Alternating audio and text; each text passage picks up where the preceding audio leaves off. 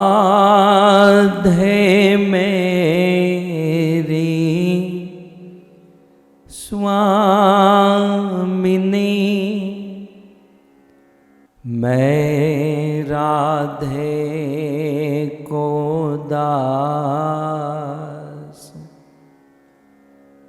जन्म जन्म मोहे दीजियो श्री वृंदावन वास। राधा तू बड़ भागिनी, कौन तपस्या कीन, तीनों लोक के नाथ है, सो तेरो अधीन, सो तेरो अधीन। जय राधा माधव कुंज बिहारी,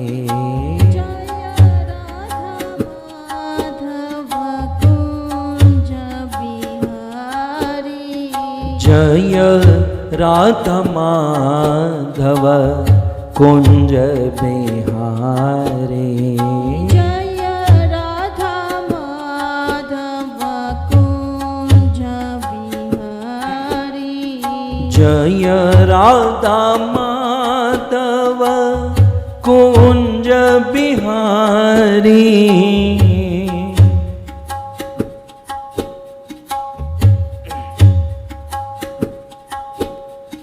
जय राधा माधव कुंज बिहारी,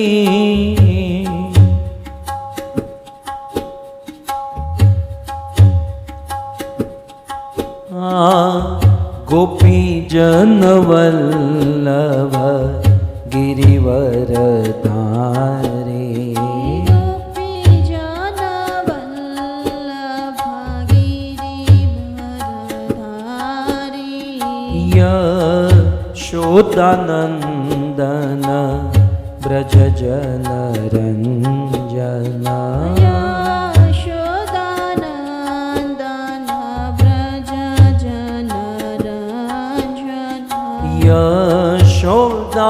यशोदानंदन ब्रज जन रंजन,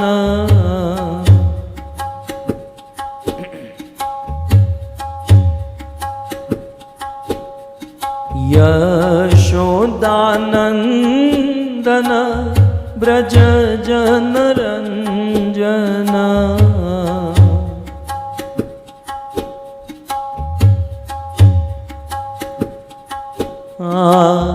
यमुना तीर वनचारी, यमुना तीर वनचारी, जय राधा माधव कुंज बिहारी,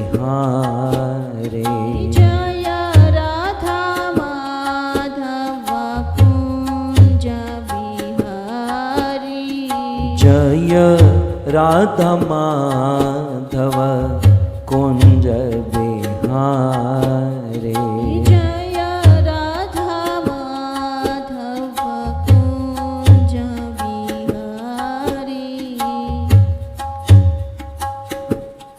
कृष्ण गोविंद गोविंद गोपाल नंद लाल, राधे गोविंद गोविंद गोपाल नंद लाल। कृष्ण गोविंद गोविंद गोपाल नंद लाल, राधे गोविंद गोविंद गोपाल नंद लाल, गोपाल नंद लाल गोपाल नंद लाल, गोपाल नंद लाल, गोपाल नंद लाल।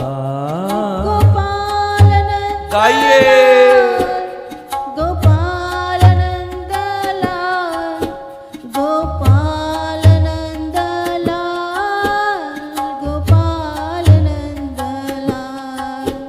गोपाल नंद लाल, गोपाल नंद लाल, गोपाल नंद लाल, गोपाल नंद लाल। गोपाल जय नंद हो।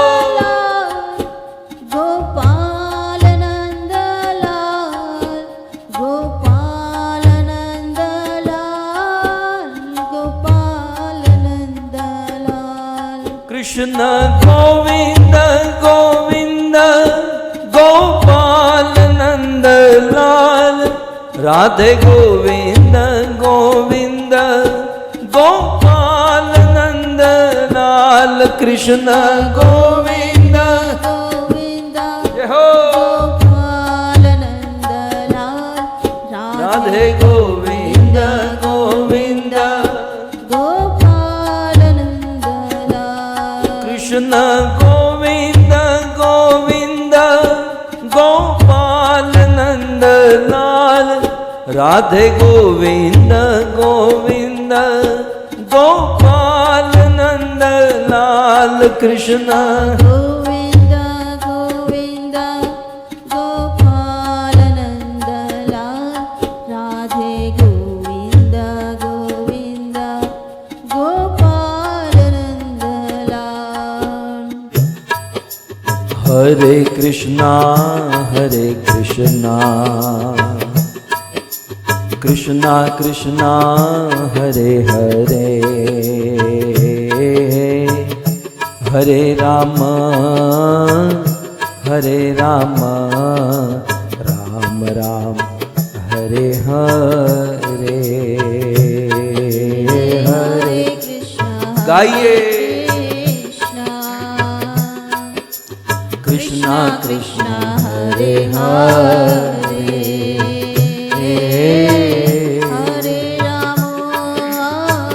हरे राम राम राम हरे हरे। हरे कृष्णा कृष्णा कृष्णा हरे हरे,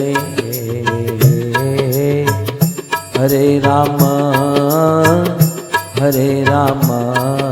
राम राम हरे हरे।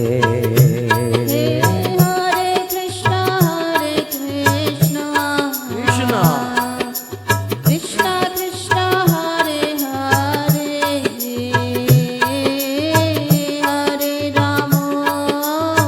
हरे राम राम राम हरे हरे। हरे कृष्णा कृष्णा कृष्णा हरे हरे, हरे राम राम राम हरे हरे। हरे कृष्णा जय हो। कृष्णा कृष्णा हरे हरे हरे राम राम राम हरे हरे। हरे कृष्णा कृष्णा कृष्णा हरे हरे, हरे राम राम राम हरे हरे। हरे कृष्णा कृष्णा कृष्णा हरे हरे, हरे राम राम राम हरे हरे। हम राधा गोविंद राधा गोविंद राधा गोविंद राधे। राधा गोविंद राधे। जय श्री श्री राधा गोविंद। राधा गोविंद राधे। जगन्नाथ जगन्नाथ बलदेव जय सुभद्रा। जगन्नाथ जय जगन्नाथ बलदेवा जय सुभद्रा। रघुपति राघव राजा राम पतित पावन सीताराम। रघुपति राघव गाइए। राजा राम पतित पावन सीताराम। राजा राम पतित पावन सीताराम। राजा राम पतित पावन सीताराम। बोलो रघुपति राघव राजा राम पतित पावन सीताराम। रघुपति राघव राजा राम पतित पावन सीताराम। हाँ गौर निताय जय गौर निताय गौर निताय जय गौर निताय। गौर निताय जय गौर जय श्री श्री गौर निताय। गौर निताय जय गौर निताय। आहा प्रभुपाद प्रभुपाद प्रभुपाद श्रील प्रभुपाद। प्रभुपाद प्रभुपाद प्रभुपाद श्रील प्रभुपाद। जय जय प्रभुपाद प्रभुपाद प्रभुपाद प्रभुपाद जय जय प्रभुपाद प्रभुपाद। जय श्री प्रभुपाद। प्रभुपाद निताय गौर हरि बोल हरि बोल हरि बोल हरि बोल। निताय गौर हरि बोल हरि बोल हरि बोल हरि बोल। युग धर्म हरि नाम संकीर्तन की ग्रंथराज श्रीमद् भागवतम महापुराण की बाके बिहारी लाल की जगत गुरु श्रील प्रभुपाद की निताय गौर प्रेमानंदे। जय जय श्री राधे जय जय श्री राधे जय जय श्री राधे। श्याम यं ब्रह्मा वरुणेन्द्ररुद्रमरुत स्तुवन्ति दिव्यैस्तवे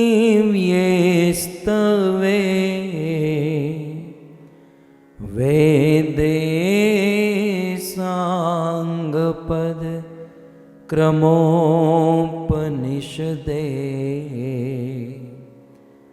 गायन्ति यं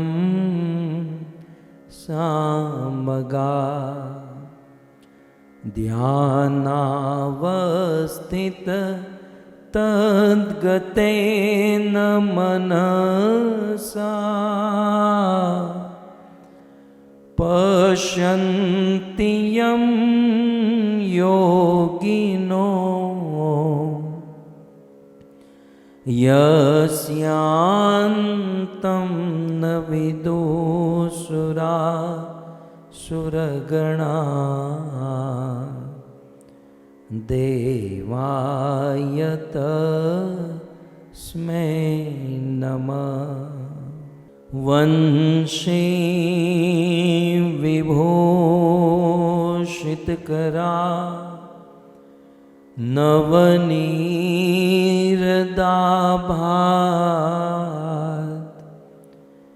पीतांबर दरुणबिंबफल दरोष्ठा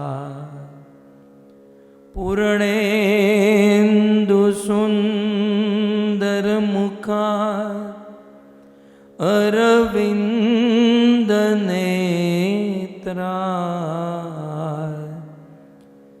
कृष्णात् परं किमपि तत्व अहं न जाने। करारविन्दे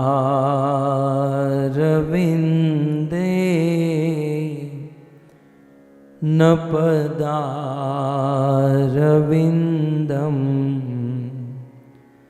मुखारविन्दे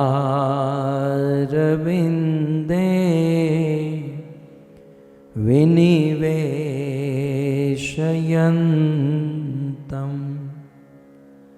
वटस्य पत्रस्य पुटे शयानम् बालं मुकुन्दं मनसा स्मरामि। ॐ नमो भगवते वासुदेवाय।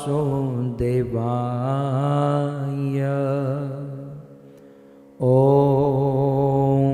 नमो भगवते वासुदेवाय। ॐ नमो भगवते वासुदेवाय।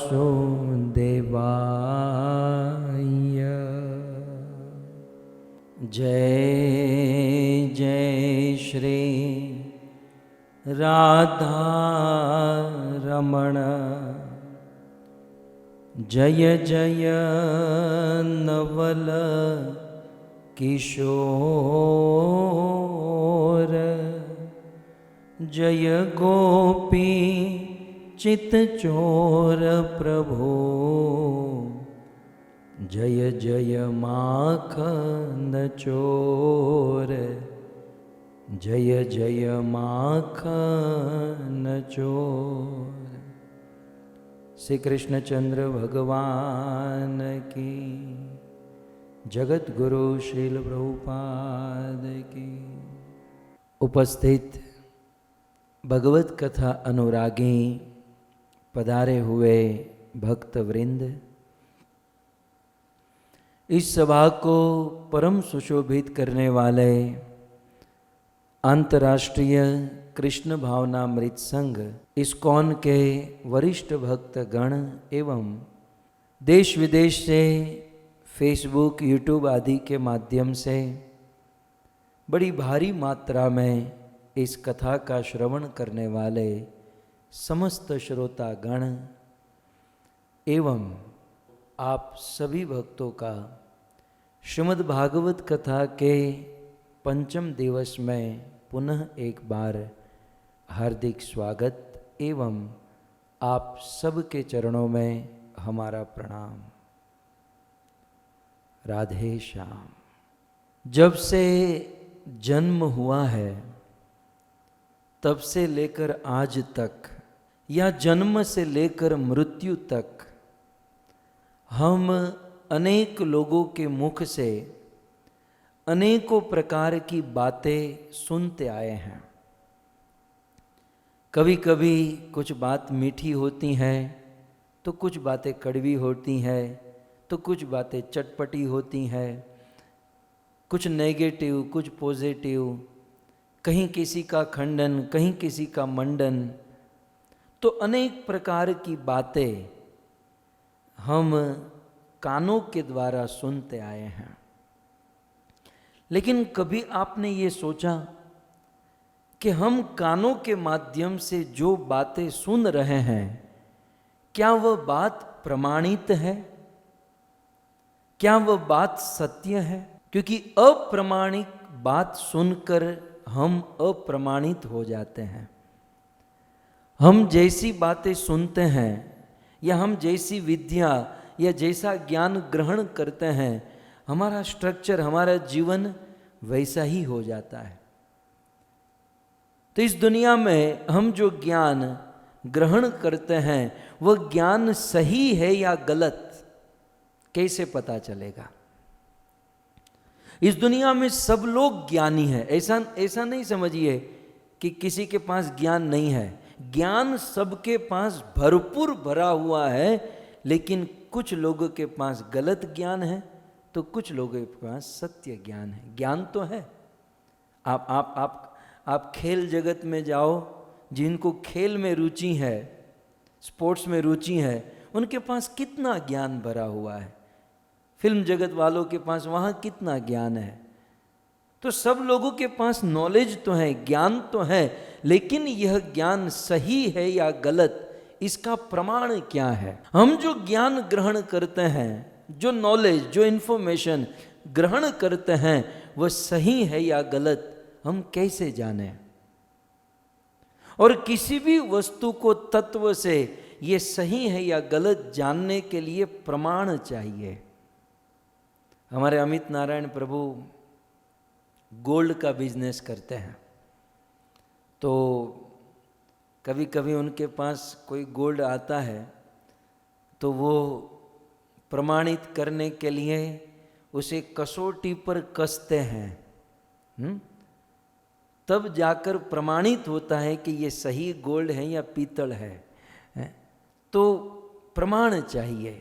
आजकल कोर्ट में भी किसी भी निर्णय पर पहुंचने के लिए सबूत देने पड़ते हैं, एविडेंस देने पड़ते हैं, प्रमाण देना पड़ता है।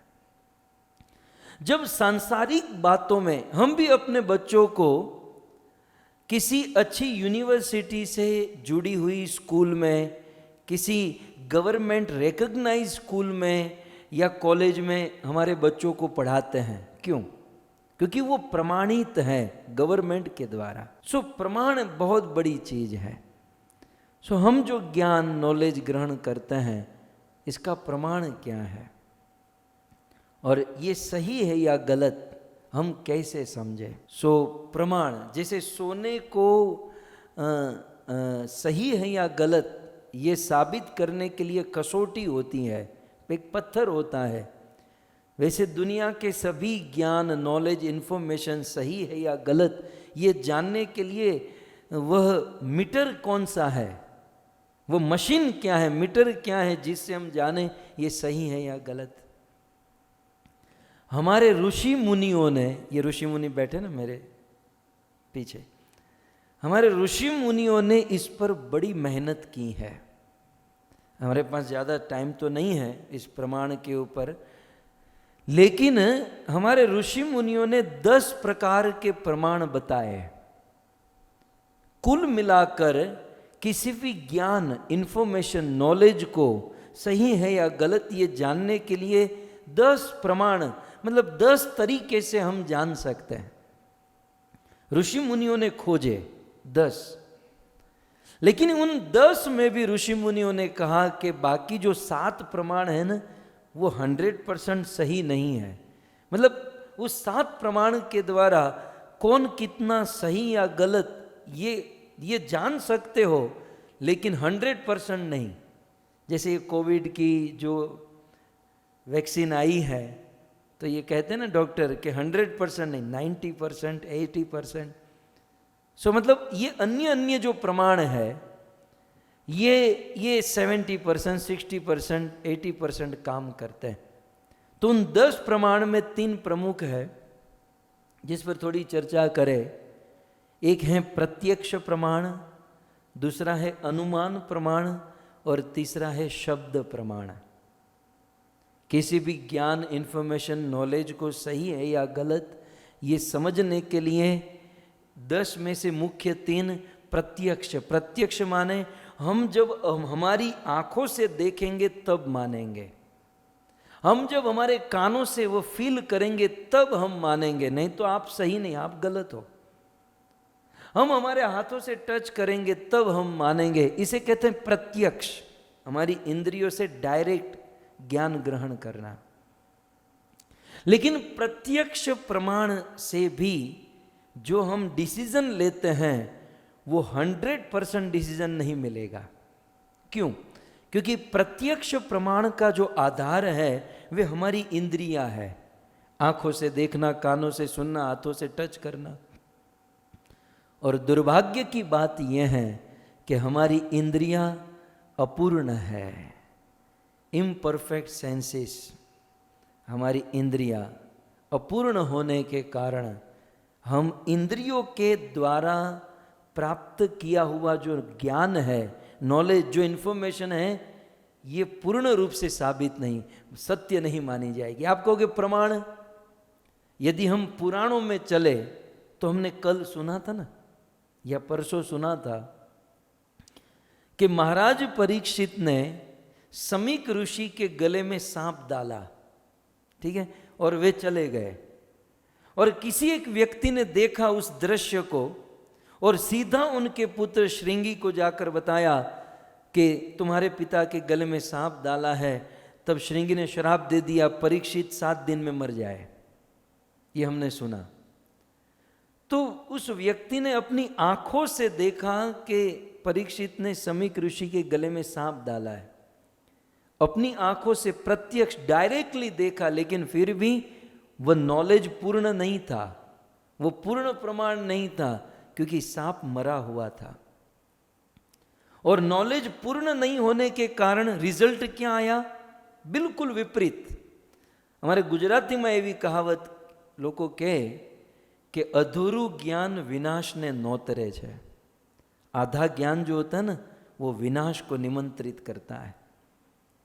सो इंद्रियां हमारी इनकम्प्लीट है, अपूर्ण है, इसलिए इंद्रियों के द्वारा प्राप्त किया गया ज्ञान हमेशा अधूरा होगा।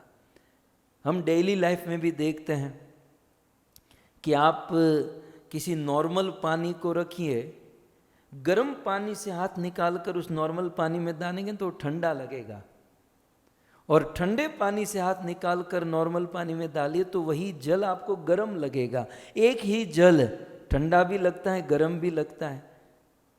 तो अब हमारी इंद्रियां किसी परफेक्ट डिसीजन पर नहीं पहुंच पाती। सो कुल मिलाकर हमारी इंद्रियां अपूर्ण है, एक। अब दूसरा है अप्रत्यक्ष प्रमाण। ये जितना भी साइंस जो है ना, वैज्ञानिक, ये सब अप्रत्यक्ष प्रमाण के ऊपर निर्भर होते हैं। हमारा पूरा साइंस जो है अप्रत्यक्ष प्रमाण के ऊपर निर्भर है। अप्रत्यक्ष प्रमाण माने अनुमान प्रमाण, जिसे कहते हैं अनुमान। तो हमारा पूरा विज्ञान अनुमान के ऊपर है। जैसे विज्ञान ने खोजा कि पृथ्वी गोल नहीं है, पृथ्वी मतलब चौरस नहीं है, गोल है।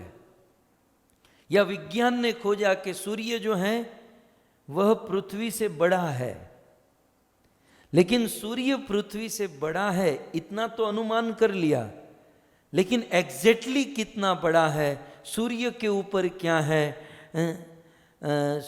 लोग कहते हैं कि चंद्रमा के ऊपर हम जाकर आए और चंद्रमा में वातावरण है, लेकिन चंद्रमा में कोई जीव नहीं है।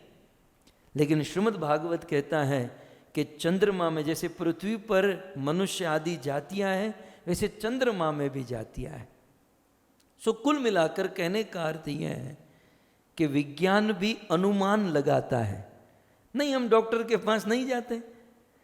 वैसे डॉक्टर को जब एक डॉक्टर दूसरे डॉक्टर से मिलते तो हमने सुना है, वो कहते हैं आपकी प्रैक्टिस कहाँ चल रही है? मेरी प्रैक्टिस फलानी जगह। मतलब डॉक्टर मरते दम तक प्रैक्टिस ही करते हैं, वो कोई फाइनल डिसीजन पर नहीं पहुंचते। उन्हें भी एक अनुमान करना होता है। कुछ हद तक नॉलेज है और कुछ हद तक अनुमान से ऊपर डिपेंड होकर वह दवाई देनी पड़ती है। वह दवाई काम नहीं हुई तो दूसरी दवाई, तीसरी दवाई, और कुछ नहीं हुआ तो जाओ रिपोर्ट कराओ, रिपोर्ट में क्या आता है ये देखें, अनुमान। सो प्रत्यक्ष प्रमाण भी अधूरा है, अनुमान प्रमाण भी कुछ हद तक अधूरा है।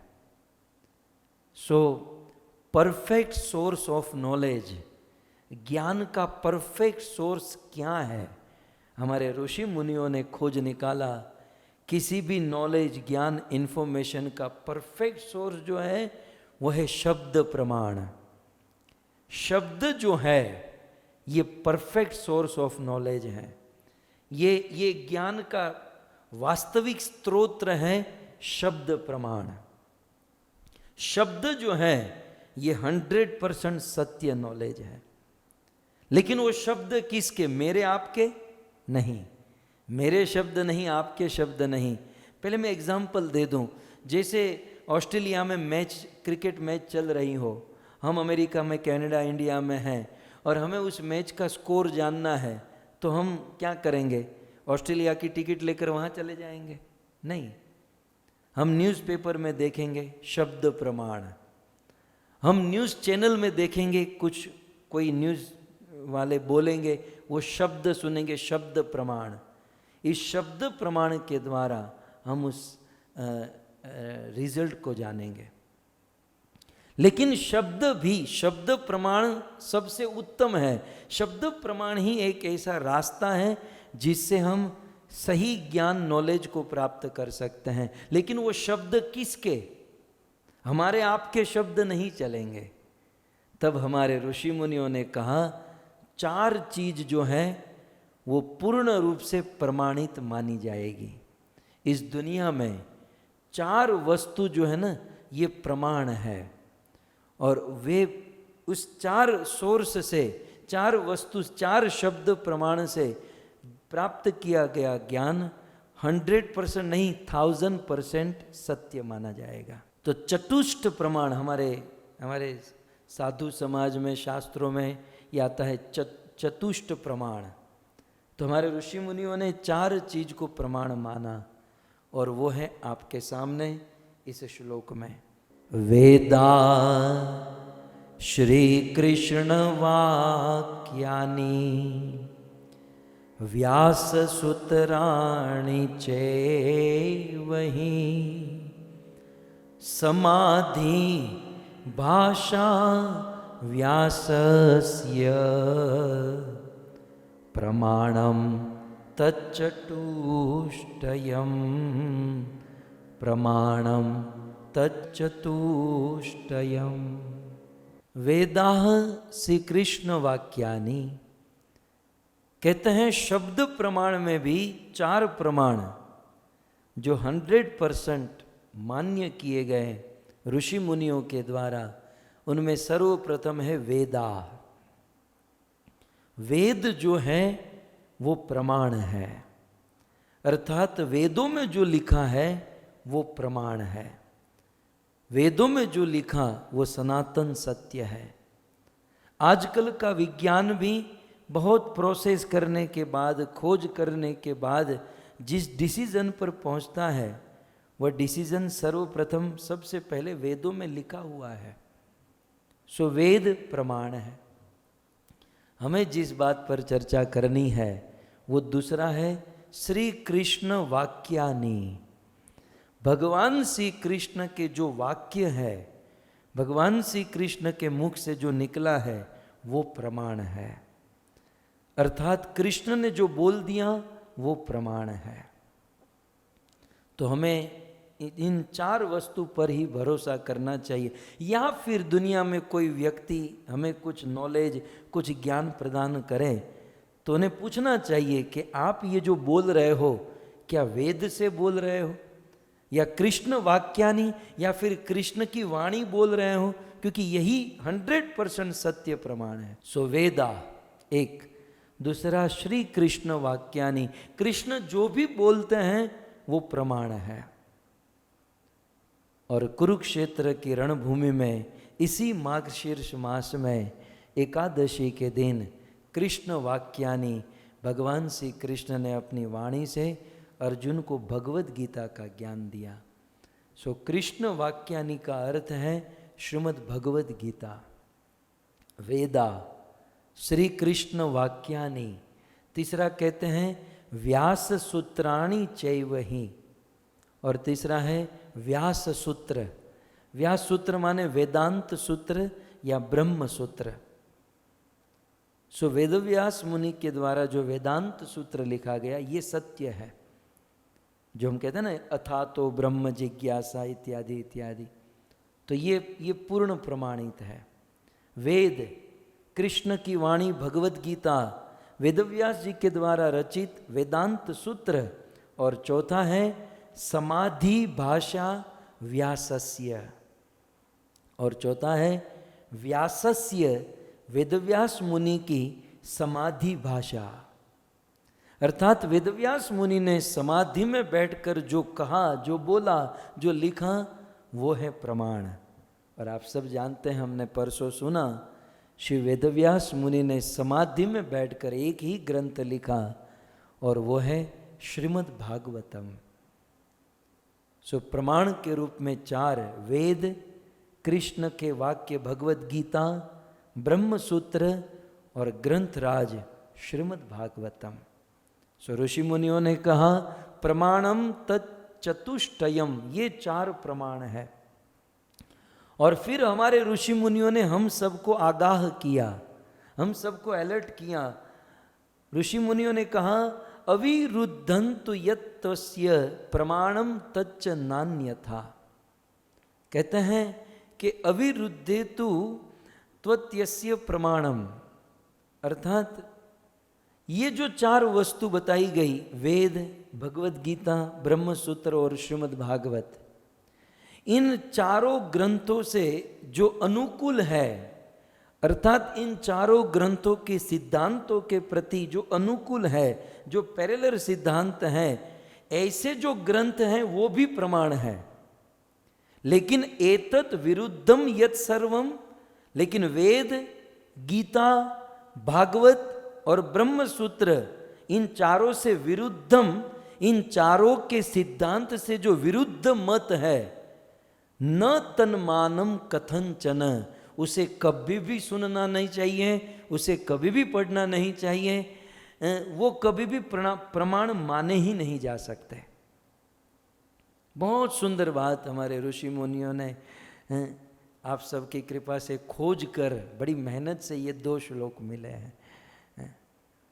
सो अविरुद्धंतु यत्त्वस्य प्रमाणम तच्च नान्यथा, इनके अनुकूल जो सिद्धांत हैं वो भी प्रमाण में माने जाएंगे, लेकिन भागवत गीता से विरुद्ध जो बातें हैं वो कभी प्रमाणित नहीं मानी जाएगी। तो सभी प्रमाणों का प्रमाण श्रीमद् भगवत गीता और श्रीमद् भागवतम है।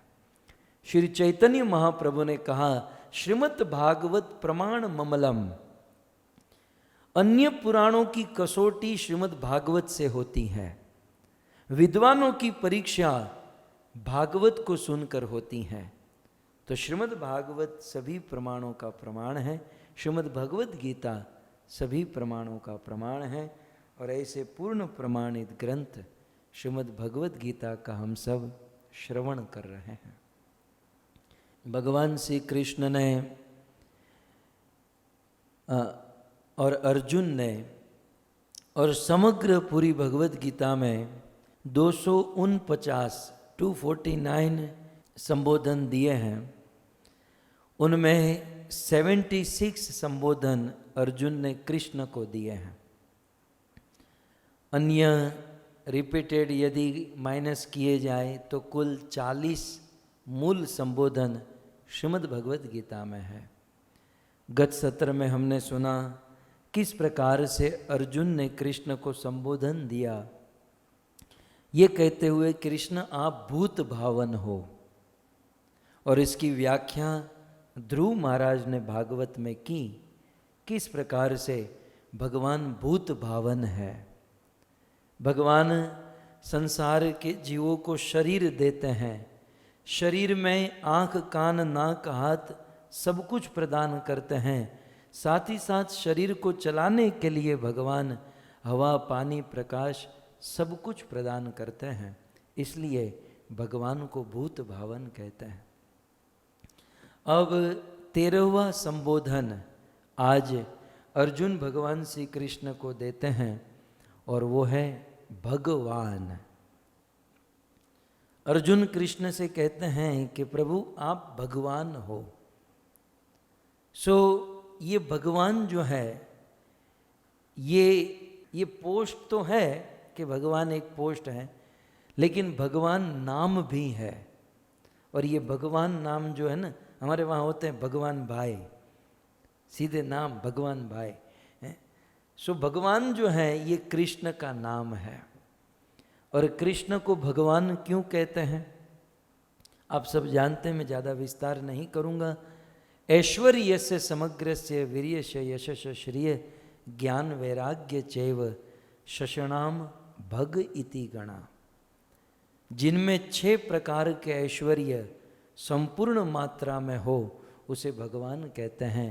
वह ऐश्वर्य है ज्ञान, वैराग्य, बल, रूप, इस प्रकार से 6 ऐश्वर्य, धन, तो ये संपूर्ण मात्रा में जो है। अर्जुन ने श्रीमद् भगवद गीता के 10वें अध्याय के 14वें श्लोक में और 10वें अध्याय के 17वें श्लोक में कृष्ण को भगवान कहा। अर्जुन ने किस सेंस में भगवान कहा आप श्लोक में देख सकते हैं। कथम विद्यामहम योगी त्वाम सदा परिचिन्तयन् केषु केषु च भावेषु चिन्त्योसि भगवन मया। अर्जुन यहाँ पर कहते हैं कि प्रभु आपको सब लोग नहीं जान सकते।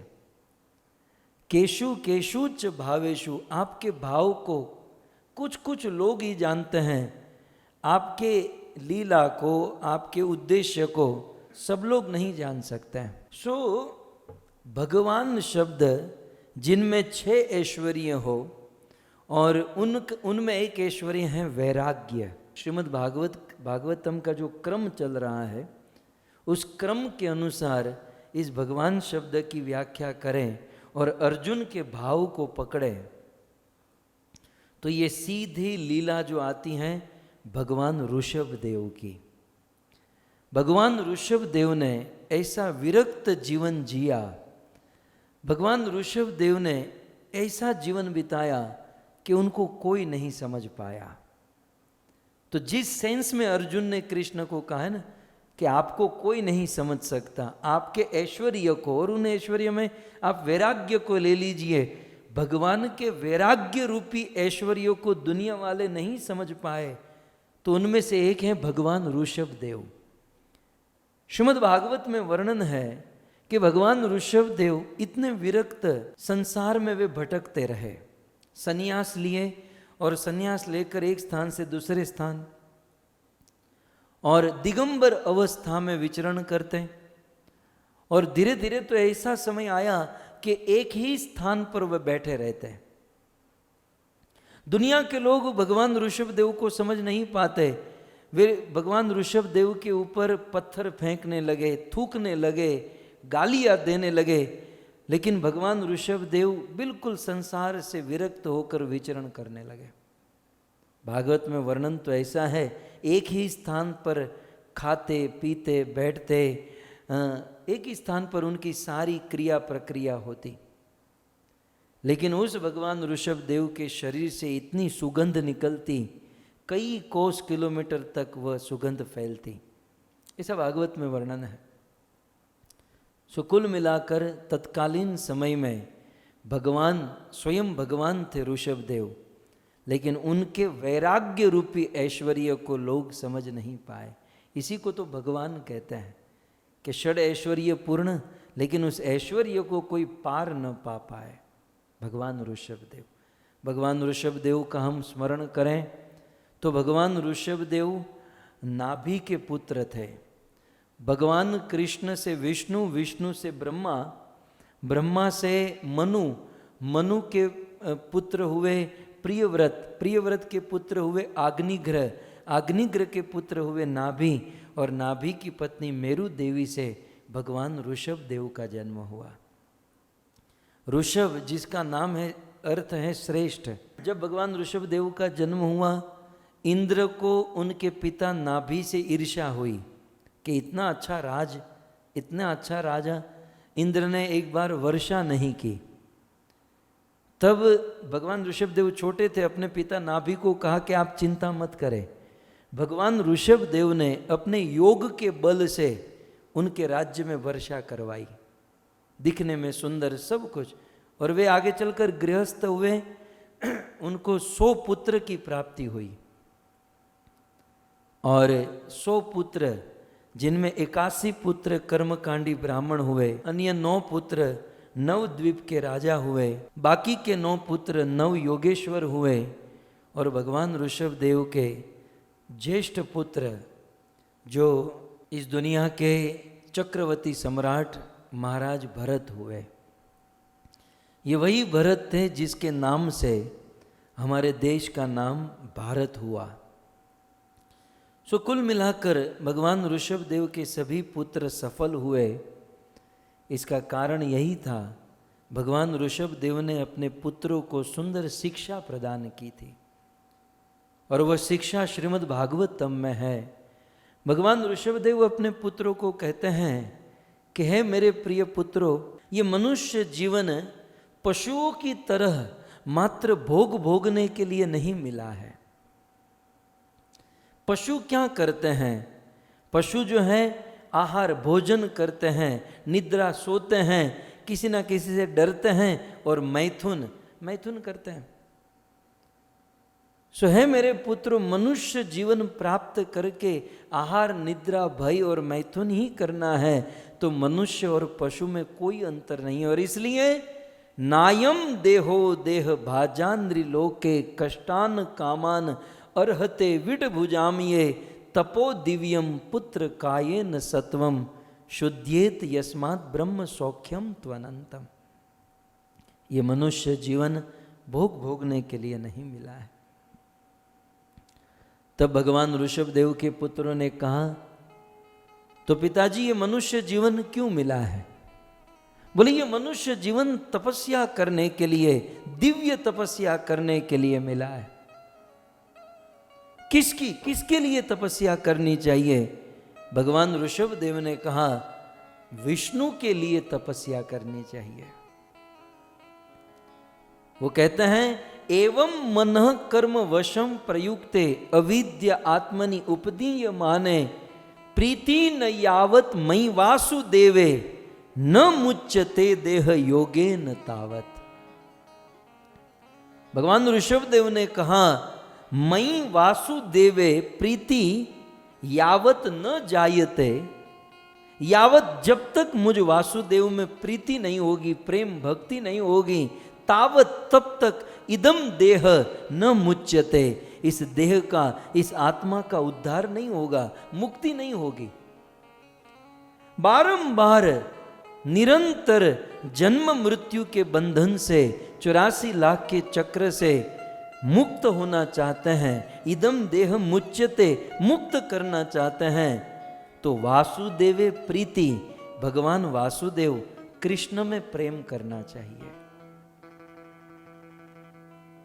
भगवान ऋषभदेव के पुत्र ये भरत, नव योगेश्वर, ये सब पूछते हैं, पिताजी विष्णु की भक्ति क्यों? कोई देवी देवता आजकल तो बहुत चले हैं ना, आप सबका नाम ले लीजिए, विष्णु ही क्यों, अन्य और कोई क्यों नहीं? तब भगवान ऋषभदेव कहते हैं, शुद्ध्येत यस्मात् ब्रह्म सौख्यम त्वनंतम। यदि राम, कृष्ण या विष्णु की भक्ति करोगे तो हृदय शुद्ध होगा, चित्त शुद्ध होगा, अंतःकरण शुद्ध होगा। और राम, कृष्ण या विष्णु को छोड़कर अन्य किसी की भी भक्ति करोगे, छोटी मोटी वस्तु मिल जाएगी, लेकिन है मेरे पुत्रों, हृदय शुद्ध नहीं होगा, चित्त शुद्ध नहीं होगा। एक बात समझ लीजिए, हमें चाहे कितनी भी वस्तु मिल जाए, कितनी हूं उपलब्धि प्राप्त होने वाली है ही नहीं, चाहे कितना भी माथा मारे, क्योंकि भाग्य से ज्यादा किसको मिला है। लेकिन फिर भी चलो पकड़ लीजिए कि दुनिया की सारी वस्तु मिल जाए, लेकिन यदि चित्त शुद्ध नहीं है, मन शुद्ध नहीं है, तो सारी वस्तु प्राप्त करके भी हम लोग दुखी रहेंगे। रावण के पास क्या कमी थी बताइए? रावण सोने की लंका में रहता था, हैं? सुंदर सुंदर पत्नियां थी रावण के पास, लेकिन फिर भी रावण का चित्त शुद्ध नहीं होने के कारण वह जीवन भर दुखी रहा। राम की पत्नी का हरण करके आया, रावण को संतोष नहीं हुआ। हिरण्यकशिपु के पास क्या कमी थी? ब्रह्मा की उपासना करके हिरण्यकशिपु तीनों लोक का बादशाह हो गया, भगवान हो गया। फिर भी चित्त शुद्ध नहीं होने के कारण वो सुखी नहीं हो पाया। रावण दुर्गा देवी का भगत था। दुर्गा देवी की कृपा से कंस दुर्गा देवी का भगत था। दुर्गा देवी की कृपा से अनेकों उपलब्धि तो प्राप्त हो गई, चित्त शुद्ध नहीं हुआ। और चित्त शुद्ध नहीं होने के कारण कंस जीवन भर दुखी रहा, अंत में मारा गया।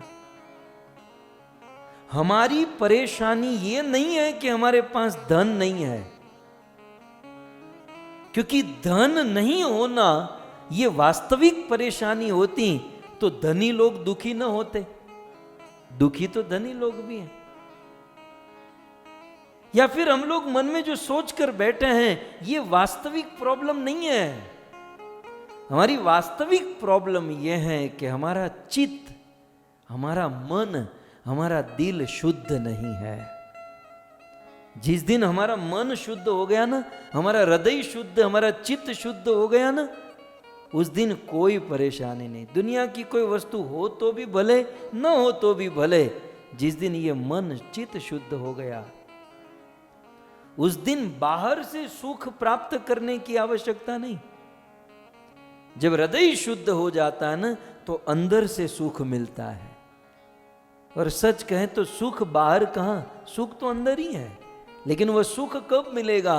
वह सुख को रोक कर रखा है हमारी दुर्वासना ने, दुर्गुण ने, हमारे दोष ने। जिस दिन वह चित्त शुद्ध होगा, वह सुख का फव्वारा उड़ेगा, व्यक्ति आनंद आनंद हो जाएगा। सुख। इसलिए हे मेरे पुत्रों, भगवान ऋषभदेव कहते हैं, किसी अन्य की तपस्या उपासना करोगे, छोटी मोटी वस्तु मिलेगी, लेकिन हृदय को शुद्ध करना चाहते हो तो भगवान विष्णु की भक्ति करो, राम की, कृष्ण की भक्ति करो। इस प्रकार भगवान ऋषभदेव ने निवेदन किया। तब अंत में प्रश्न पूछते हैं कि चलो ये बात समझ में आ गई पिताजी, लेकिन कृष्ण की भक्ति मिलेगी कैसे? बहुत सुंदर बात है। हाथरस के किसी मॉल में, किसी दुकान में, हाथरस में तो बहुत अच्छी अच्छी चीजें मिलती हैं, चाट, पकौड़ी, क्या क्या हाथरस वाले खिलाते हैं। लेकिन हाथरस की दुकान में भक्ति तो नहीं मिलती है ना। भक्ति किसी मॉल दुकान में तो नहीं मिलती। ये भक्ति कहाँ मिलेगी? भक्ति कैसे प्राप्त होगी? भक्ति का सोर्स क्या है? तब भगवान ऋषभदेव कहते हैं, महत सेवा द्वार आहु विमुक्ते तमो द्वारम योषिता संगी संगम। भक्ति प्राप्त होगी एक और मात्र एक महात्मा की सेवा करने से। कुछ लोग कहेंगे भगवान से भक्ति नहीं मिलेगी। नहीं, भगवान से बाकी सब कुछ मिलेगा। वो तो षड ऐश्वर्य पूर्ण, ज्ञान, रूप, सौंदर्य, धन, बल, सब कुछ। लेकिन भक्ति तो भगवान के पास भी नहीं है। भक्ति चाहिए तो भगवान के किसी शुद्ध भक्त के पास से मिलेगी। ऐसे शुद्ध भक्त की सेवा करें और भक्ति को प्राप्त करें। कुछ लोग कहेंगे दुनिया में शुद्ध भक्त है कहाँ? भले कम है, लेकिन शुद्ध भक्त को खोजना चाहिए। शुद्ध भक्त किसे कहते हैं? अगला प्रश्न। तो कहते हैं जो कभी किसी की निंदा नहीं करते, ईर्ष्या नहीं करते, जो जो शास्त्र के विज्ञान से, जो शास्त्र को जानते हो उसे अपने जीवन में फॉलो करते हैं, इसे शुद्ध भक्त कहते हैं। जो कभी क्रोध नहीं करते, ये सब शुद्ध भक्तों के लक्षण हैं। और ऐसे शुद्ध भक्त की सेवा करने से भक्ति प्राप्त होती है। चैतन्य महाप्रभु ने क्या कहा? कृष्ण भक्ति जन्म मूल है साधु संग। कृष्ण भक्ति का जन्म, उसका मूल साधु संग, साधु सेवा। अन्यथा मैं अक्सर कहता आया हूं, कहता रहूंगा कि भक्ति प्राप्त होती है महात्मा की सेवा से।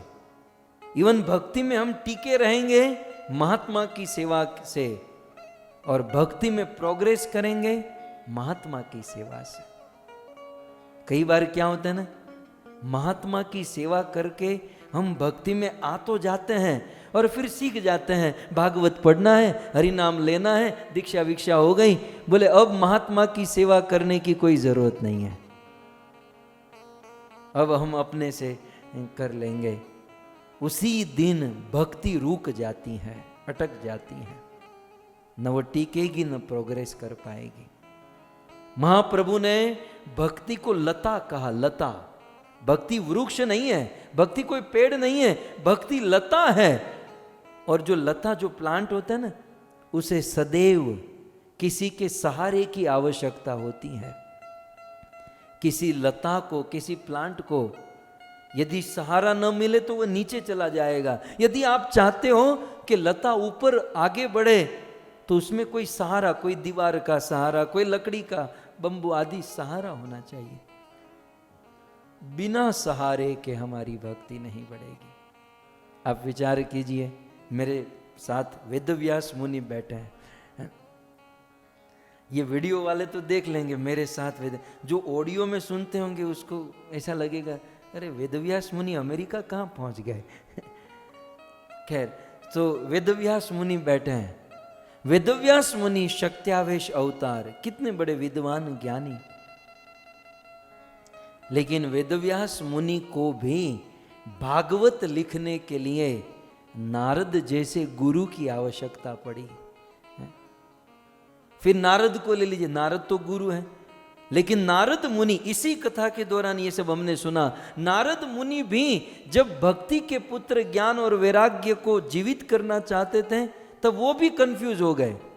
तब नारद मुनि को भी भागवत सुनाने के लिए सनत कुमार जैसे साधुओं की आवश्यकता पड़ी।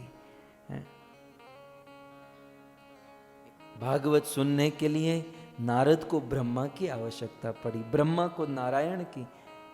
इस संसार में सहारे, महात्मा का सहारा लिए बिना भक्ति में न प्रवेश कर सकते, न टिक सकते, न प्रोग्रेस कर सकते। सो भगवान ऋषभदेव ने ये कहा, कृष्ण की, विष्णु की भक्ति करें और महात्माओं की सेवा करें। और सारे बच्चों ने इसे जीवन में उतारा और सफल हो गए। हम भी यदि सफल होना चाहते हैं, भगवान ऋषभदेव के इस सिद्धांत को अपने जीवन में उतारना चाहिए।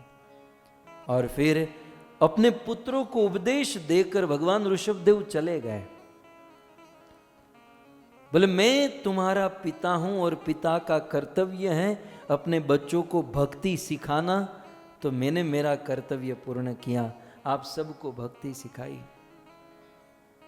अब सन्यास लेकर वन में, अब भगवान शब्द, सन्यास लेकर वन में चले गए और इतने विरक्त पूर्ण जीवन बिताने लगे कि दुनिया के लोग उनको परेशान करते, उनको गाली देते, भगवान ऋषभदेव को पत्थर मारते, लेकिन फिर भी वे किसी का प्रतिकार न करते। ये भगवान है। यहाँ तो थोड़ा भी ज्ञान आ जाए और कोई थोड़ा सा सजेशन भी दे देना तो ज्ञानी की बिल्कुल खोपड़ी आउट हो जाती है कि मुझे किसी ने कह दिया। लेकिन भगवान ऋषभदेव को पत्थर मारे गए, गाली दिया गया, किसी का प्रतिकार नहीं किया। और फिर वन में विचरण करते रहे। उस भगवान ऋषभदेव को कोई पहचान नहीं पाए। तो इस सेंस में अर्जुन ने कहा कि आप भगवान हो, आपको कोई नहीं जान सकता। अर्जुन ने कृष्ण को 14वां संबोधन दिया अगला, और वो है अप्रतिम प्रभाव। श्रीमद् भगवद गीता में भगवान श्री कृष्ण का 14वां नाम है अप्रतिम प्रभाव। थोड़ा सा लंबा है लेकिन अच्छा है, अप्रतिम प्रभाव। भगवद गीता के 11वें अध्याय के 43वें श्लोक में अर्जुन ने यह भगवान का नाम पुकारा। पितासि लोकस्य चराचरस्य त्वमस्य पूज्यस्य गुरुर्गरीर्यान् नोत्वत् समो तस्य अधिकः कुतोन्यो लोकत्रयेप्य प्रतिम प्रभाव। हे अप्रतिम प्रभाव, अप्रतिम प्रभाव माने आपका प्रभाव अतुलनीय है। कृष्ण आप तो दूर, आपको तो दूर ही रखो, कृष्ण को तो वैकुंठ में रहने दो, कृष्ण तो अपने धाम में, लेकिन उनका जो प्रभाव है वह अतुलनीय है। न त्वत् समो, आपके प्रभाव के समान किसी का प्रभाव नहीं, तो आपसे ज्यादा तो दूर की बात अर्जुन कहते हैं यहां पर इस श्लोक में। सो कुल मिलाकर अर्जुन भगवान श्री कृष्ण को अप्रतिम प्रभाव, भगवान श्री कृष्ण का प्रभाव अप्रतिम है। सो भगवान श्री कृष्ण तो आप जानते हैं, कृष्ण लीला कथा आप सबने सुनी है। कृष्ण में पूर्ण बल है, ज्ञान है, रूप है, सुंदरता है, सब कुछ है। कृष्ण अप्रतिम प्रभाव वाले हैं। लेकिन ये सारे अप्रतिम प्रभाव तो द्वापर युग में रहे ना। इस कलयुग में ये अप्रतिम प्रभाव कृष्ण ने किसको प्रदान किया? तब हमारे आचार्यों ने कहा ये अप्रतिम प्रभाव भगवान श्री कृष्ण ने कलयुग में अपने नाम के अंदर रख दिया। आज कलयुग में कृष्ण का ये नाम सार्थक होता है कृष्ण के नाम के द्वारा। इसलिए कहा गया नाम नाम अकारी बहुधा निज सर्व शक्ति।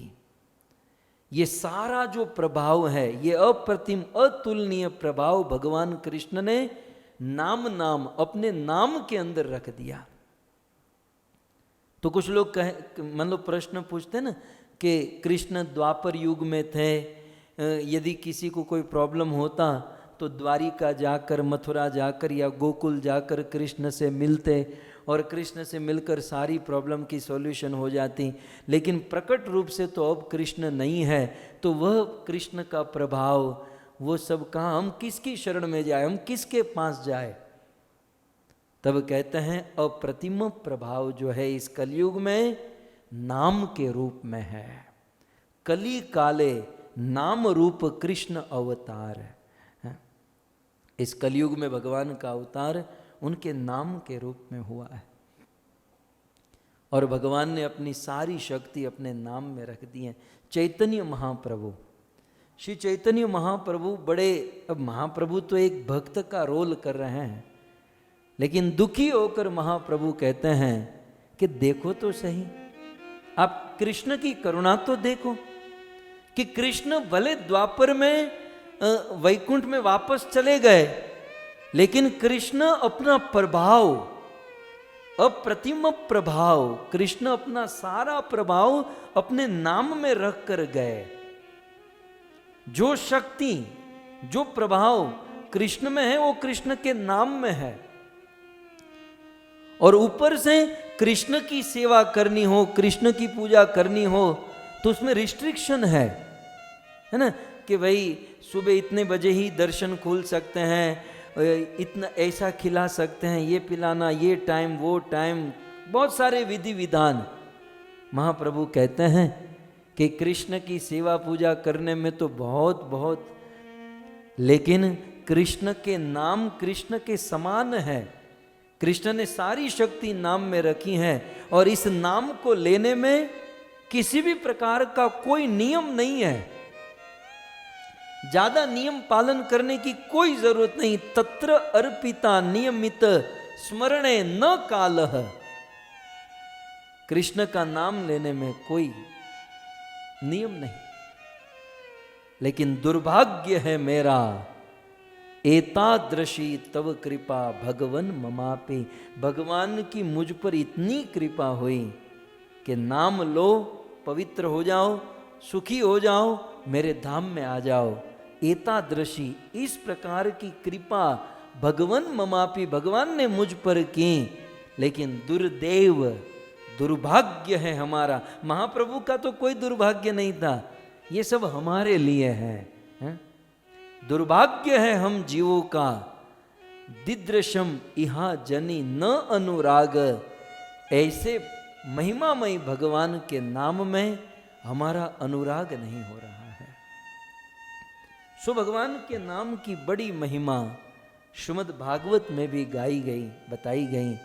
अर्जुन के द्वारा दिया गया ये जो नाम है अप्रतिम प्रभाव, ये सीधे भगवान के नाम की महिमा प्रस्तुत कर रहा है। भगवान श्री कृष्ण का नाम कृष्ण से भी श्रेष्ठ, कृष्ण से भी अधिक है। और इसका वर्णन बिल्कुल क्रम से श्री सुखदेव गोस्वामी ने किया। लोक लोकांतर का वर्णन करते हुए सुखदेव गोस्वामी ने भागवत में नरक लोक का वर्णन किया। जो व्यक्ति मांस खाता है सीधा कुंभी पाक में जाएगा, और जैसे मांस को फ्राई करके खाया है वैसे उस आदमी को ही गरम गरम तेल में फ्राई करके खाएंगे तो नहीं, लेकिन बारंबार उसे गरम गरम तेल में तपाएंगे, कष्ट देंगे। शराब पीने वाले के मुख में लोहे और शीशे का गरम गरम रस डाला जाएगा। नरक की बड़ी दारुण, बड़ी चर्चा सुखदेव गोस्वामी ने की।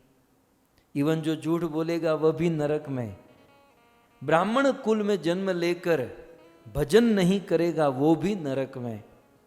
अतिथि को देखकर प्रसन्न नहीं होगा वो भी नरक में।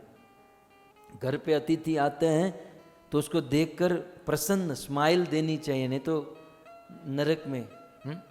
जो कथा सुनते हुए मुंह बिगाड़ते हैं, स्माइल नहीं देते हैं, वो एक स्पेशल नरक में जो मैं अभी बना रहा हूं। सो ये सब नरक का वर्णन श्री सुखदेव गोस्वामी ने किया। यह वर्णन सुनकर महाराज परीक्षित कांप गए।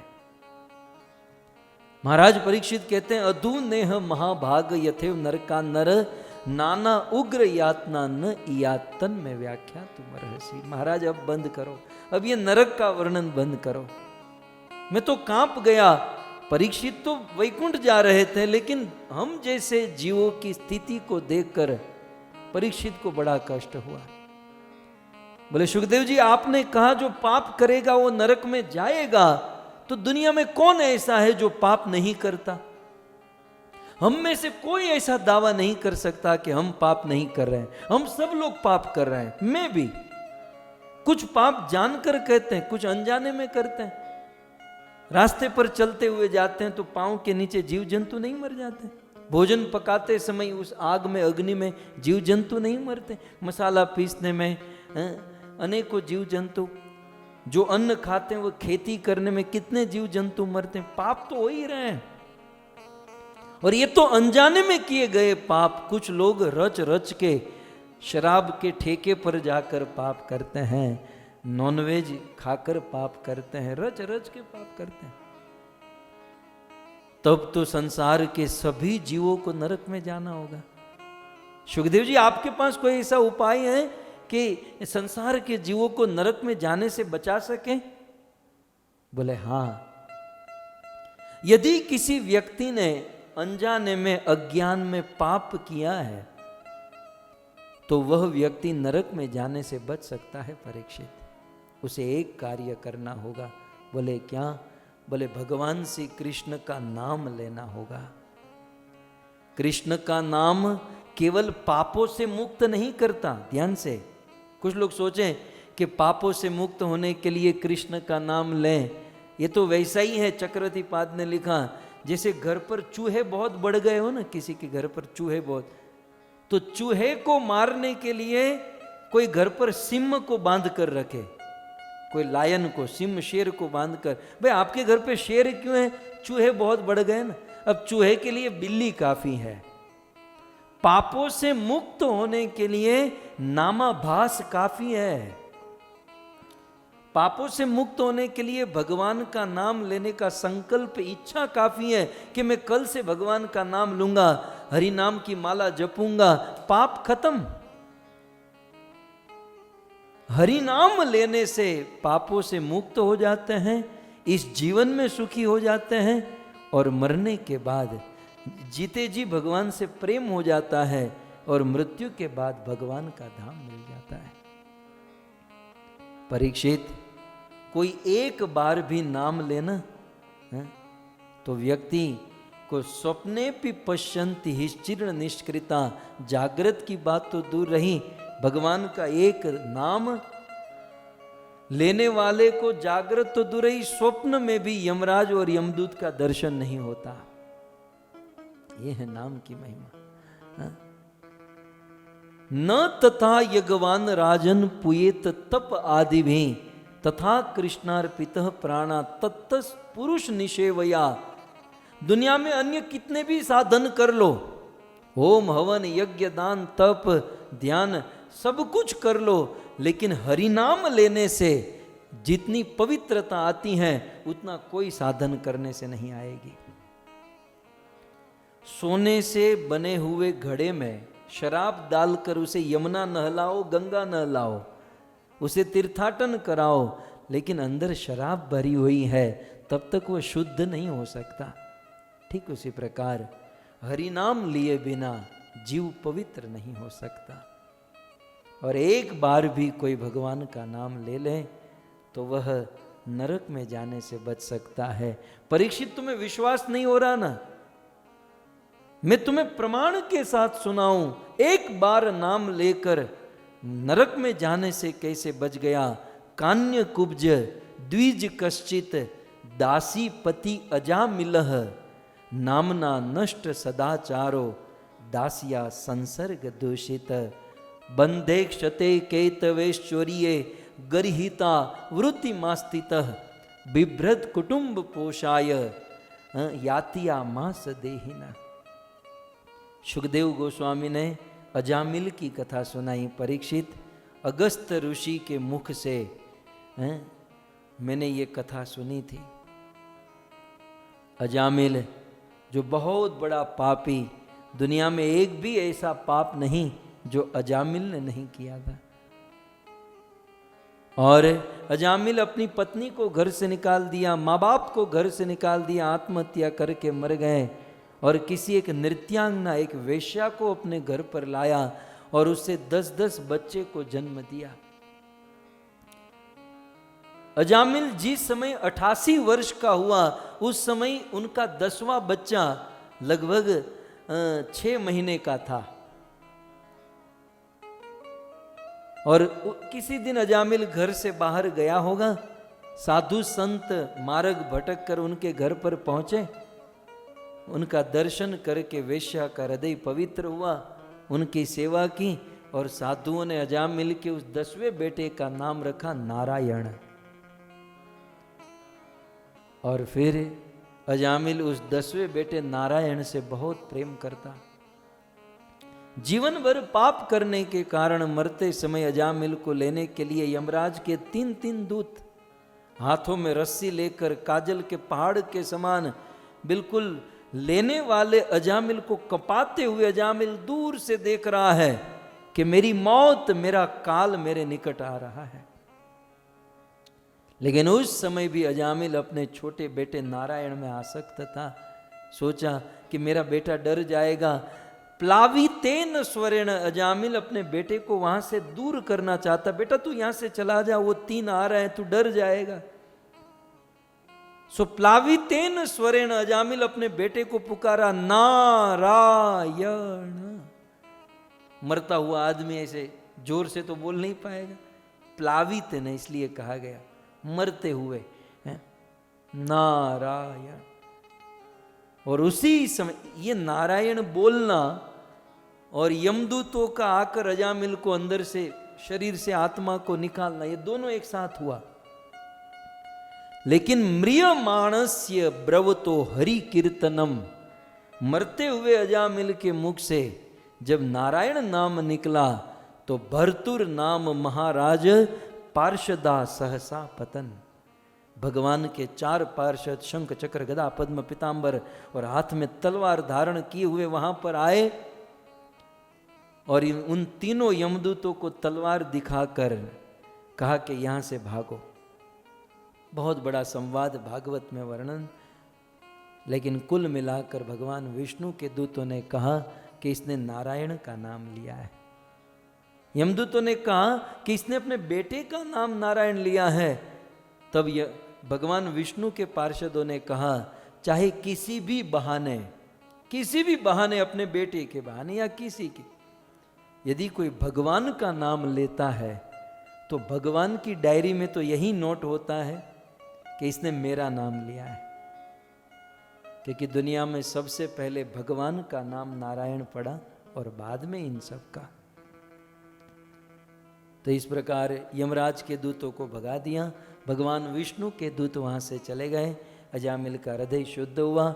हरिद्वार में जाकर लगभग 13 वर्ष तक भगवान के नाम का जाप किया और अजामिल हेमम विमान आरूढ़, सोने के विमान में सवार होकर भगवान के धाम वैकुंठ को प्राप्त किया। जीवन में कितने भी पाप किए हो, डरने की आवश्यकता नहीं। सबसे पहले उस पाप को करना बंद कर दो और जो पूर्व में पाप हो चुके हैं उसका प्रायश्चित करते हुए भगवान का नाम और भगवान से प्रेम उत्पन्न करने के लिए भगवान के नाम का जाप और कीर्तन करें। भगवान के नाम में बड़ी ताकत है। कहो कहाँ लगी नाम बढ़ाई, राम न सकहि नाम गुण गाई। नाम में बड़ी ताकत है। भगवान ने तो बहुत कम लोगों का उद्धार किया, लेकिन भगवान के नाम ने करोड़ों का उद्धार कर दिया। सो इस प्रकार हमारे श्रील प्रभुपाद जब इस अमेरिका में आए तो उस समय कौन जानता था, कौन सुकृतिशाली था, कौन पुण्यवान था। लेकिन श्रील प्रभुपाद ने सबको नाम प्रदान किया और हरि नाम के कारण, भगवान का नाम लेने के कारण अमेरिका के लोग भारत के ब्राह्मण से भी, सन्यासी से भी अधिक पवित्र हो गए। नाम की महिमा है। नाम जो है यही सबसे उत्तम है और नाम ही कलयुग का सार है। सो कलयुग का युग धर्म है हरिनाम। हरिनाम लेना चाहिए और अपने जीवन को पावन पवित्र बनाना चाहिए। सो अर्जुन ने यह 14वां नाम दिया, अप्रतिम प्रभाव। आइए, अर्जुन के बहुत सारे संबोधन हैं, बहुत सारी कथाएं सुननी है।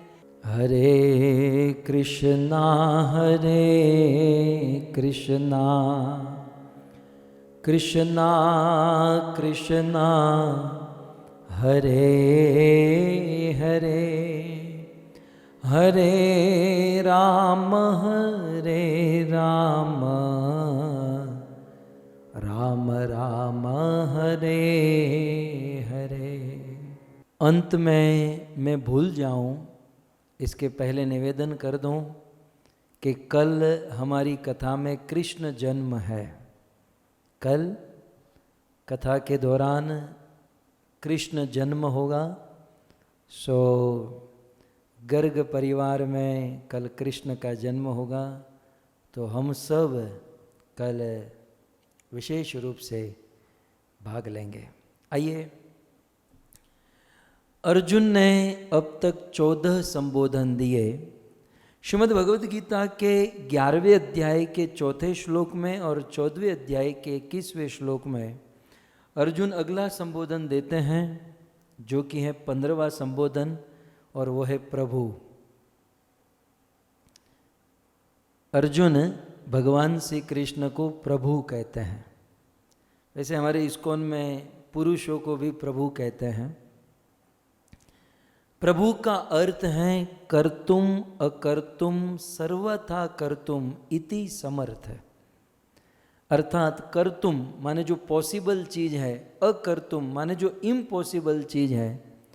पॉसिबल और इम्पॉसिबल दोनों को करने में जो समर्थ है उसे प्रभु कहते हैं। तो अर्जुन ने भगवान श्री कृष्ण को प्रभु संबोधन दिया। श्रीमद् भागवत में क्रम से यदि हम चले, छठे स्कंद में पहुंचे हैं, तो यह प्रभु संबोधन वित्रासुर के कथा में बहुत सुंदर मानो जचता है। कैसे? वित्रासुर जो जन्म से असुर था, एक। दूसरा, वित्रासुर का युद्ध देवताओं के साथ हो रहा था, दो। तीसरा, युद्ध करते हुए जहां मात्र तमोगुण और रजोगुण होता है, ऐसी परिस्थिति थी। तो स्थान भी तमोगुणी, शरीर भी तमोगुणी और कार्य भी तमोगुणी। लेकिन उस स्थिति में वित्रासुर भगवान को स्तुति करने लगा। सो ऐसे असुर को भी भगवान ने दर्शन दिया और ऐसे असुर को भी शुद्ध भक्ति से आप्लान्वित कर दिया। इसलिए कर्तुम अकर्तुम, इम्पॉसिबल को भी पॉसिबल करते हैं। इसलिए भगवान श्री कृष्ण को प्रभु कहते हैं। सो बिल्कुल नामुमकिन वस्तु को मुमकिन भगवान श्री कृष्ण ने कर दिखाया, वित्रासुर ने कर दिखाया, अतः प्रभु। वैसे वित्रासुर युद्ध के समय, मृत्यु के समय भगवान को प्रार्थना की है 4 श्लोक में, जिसे चतुर्श्लोकी भागवत भी कहते हैं। हमारे पुराणों में जब प्रश्न उठा भागवत क्या, कौन सा भागवत, तो वहां कहते हैं जिसमें वित्रासुर की कथा है वो है भागवत। सो वित्रासुर भगवान को मरते समय स्तुति करते हैं। अहम हरे तव पादे कमूलम दासानुदासो भवितास्मि भूय मन स्मरेता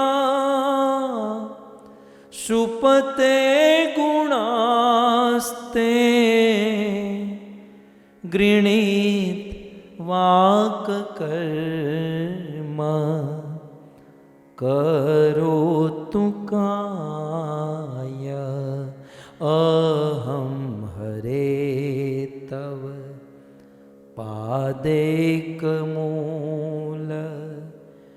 दासानुदासो भवितास्मि भूय। सुवित्रासुर एक असुर है, उस रणभूमि में मरते समय भगवान को स्तुति कर रहा है। ये वित्रासुर इंद्र को कहता है कि इंद्र तुम्हारे पास वज्र है, दधीचि ऋषि की हड्डी से, विश्वकर्मा के डिजाइन से बना हुआ सबसे बड़ा शस्त्र वज्र है। इंद्र तुम ये वज्र चलाओ और मुझे मारो। इंद्र के मन में भय है, कहीं मेरा वज्र मेरे पर न चला दे। तब वित्रासुर इंद्र से कहते हैं कि इंद्र तुम्हें क्या लगता है, तुम ये वज्र मुझ पर चलाओगे और मैं मर भी जाऊंगा, लेकिन एक बात याद रखो इंद्र, मैं मर कर भी जीत जाऊंगा। मैं तो मरना ही चाहता हूं, तुम मुझे मारो तो मैं खत्म हो जाऊं, लेकिन मैं मर कर भी जीत जाऊंगा, क्योंकि इंद्र मुझे मारकर तुम्हें स्वर्ग मिलेगा और मुझे मरकर वैकुंठ मिलेगा। स्वर्ग तो छोड़ना पड़ता है, लेकिन वैकुंठ यद गत्वा न निवर्तन्ते। तो उस मृत्यु की घड़ी चल रही थी, युद्ध की घड़ी चल रही थी, और युद्ध करते करते वित्रासुर ने भगवान से कहा कि हे हरे अहम तव पादैक मूलम। हे हरि, हे प्रभु, हे ईश्वर, मैं आपके चरणों के पाद एक मूलम, आपकी शरण ग्रहण करने वाले, एक माने आपकी ही शरण और कोई नहीं, अर्थात आपके शुद्ध भक्त के दासानुदासो। हे हरि, मैं आपके शुद्ध भक्त के दासों का दास भवितास्मि भूय बन जाऊं, आप ऐसा आशीर्वाद दीजिए। मेरा मन निरंतर आपके गुणों में लगा रहे, मेरी वाणी निरंतर आपका नाम लेती रहे, मेरे कान निरंतर आपकी कथा सुनते रहे। प्रभु मुझे ऐसा आशीर्वाद दीजिए। मानो भगवान कहे, वित्रासुर तुम्हें कुछ चाहिए नहीं, तुम्हें जो चाहिए वह मांगो। वित्रासुर कहता है, न नाक पृष्ठम न च पारमेष्टम न सार्वभौमम न रसाधिपत्यम न योग सिद्धि पुनर्भवम मा समंजसत्वा विरही कांक्षे। प्रभु, न नाक पृष्ठम, नाक माने स्वर्ग, ये भी होता है नाक, नाक माने स्वर्ग भी होता है। न नाक, मुझे स्वर्ग नहीं चाहिए। पारमेष्ठ्यम माने ब्रह्मलोक, मुझे ब्रह्मा का लोक भी नहीं चाहिए। न सार्वभौमम, मुझे सार्वभौम नहीं बनना है।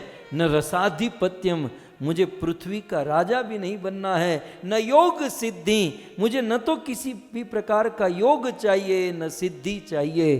प्रभु, मैं तो आपके विरह में मर रहा हूं, आपके विरह में तड़प रहा हूं, मुझे तो आपका दर्शन चाहिए। यह है शुद्ध भक्ति। भक्ति बहुत प्रकार की होती है? लेकिन भगवान की सेवा करके, उनसे प्रेम करके, उनसे कुछ न मांगना, यह है शुद्ध भक्ति। मैं तो आपके विरह में तड़प रहा हूं प्रभु, मैं आपके विरह में मर रहा हूं। कैसे? मुझे आपका विरह कैसे हो रहा है? कहते हैं, अजात पक्षा इव मातरम खगा स्तन्यम यथावत सराशु दयारता प्रियम प्रियेव व्युषितं विषण्णा मनोरविन्दाक्ष दिद्रक्षते त्वाम्। हे प्रभु, अजात पक्षा, अजात पक्षा जिनकी पंख नहीं आई, ऐसे पशु पक्षी के छोटे छोटे बच्चे, अजात पक्षा बिना पंख वाले पक्षियों के छोटे छोटे बच्चे, जैसे दिन भर वे राह देखते हैं कि कब संध्या को हमारे माता पिता आएंगे इस घोंसले में और कब हमें दर्शन देंगे। स्तन्यम यथा वत्सरा, जैसे भूखा बछड़ा दिन भर भूखा होता है। वह गाय वन में घास चरने गई है और उस बछड़े को भूख लगी है और अपनी मां के अलावा किसी का दूध नहीं पीता। तो जैसे वह बछड़ा अपनी माता के आने की राह देखता है, कब मेरी मां आएगी और मुझे दूध पिलाएगी। और तीसरा, प्रियम प्रियेव व्युषितम विषण्णा, जैसे कोई पतिव्रता नारी हो और उसका पति परदेश गया हो, अकेली रहती हो और उसे कोई कष्ट दे, दुख दे, तब वो पतिव्रता नारी परदेश गए हुए पति की राह देखती हैं, कब मेरा पति आएगा, मुझे दर्शन देगा। ठीक उसी प्रकार प्रभु मैं आपके दर्शन की राह देख रहा हूँ, कब आप मुझे दर्शन दोगे, कब आप मुझे कृतार्थ करोगे।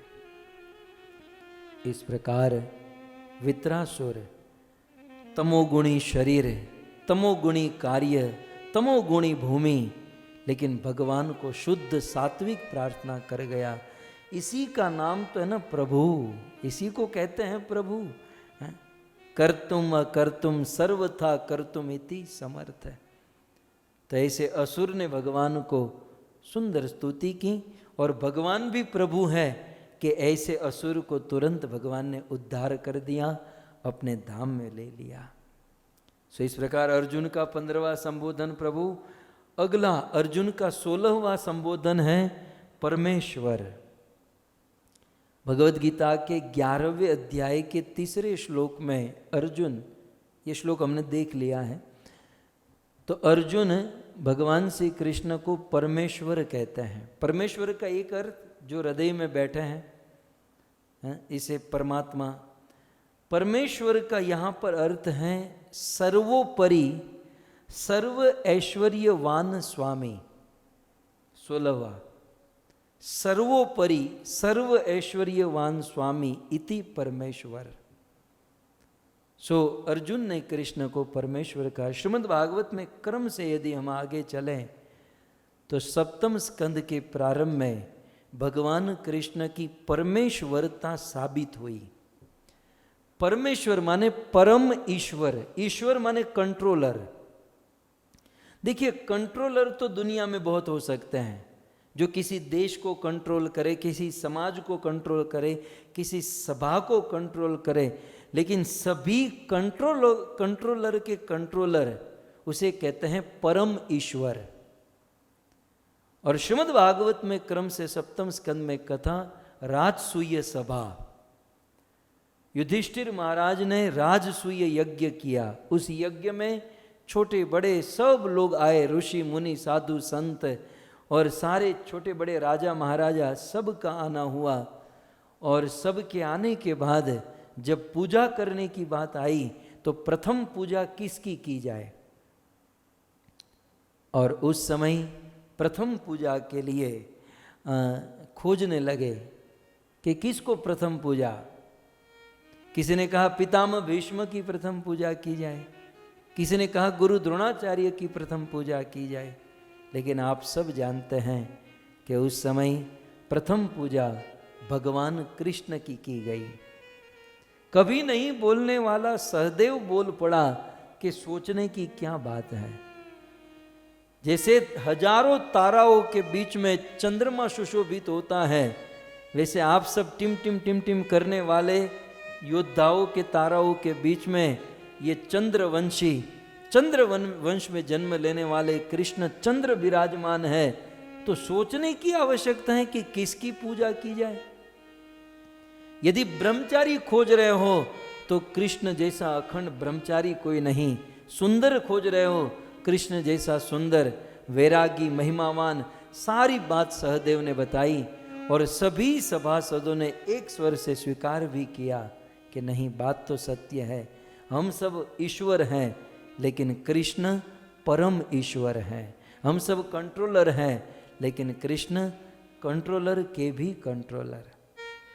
और इसीलिए कविराज गोस्वामी श्री चैतन्य महाप्रभु ने कहा, एकले ईश्वर कृष्ण आर सब भृत्य, जाहे देखे नाचाय ते तेछे करे नृत्य। एकमात्र ईश्वर कृष्ण है, और कृष्ण दुनिया के लोगों को जैसे नचाना चाहे कठपुतली की तरह दुनिया के लोग नाचते हैं और भगवान सबको नचाते हैं।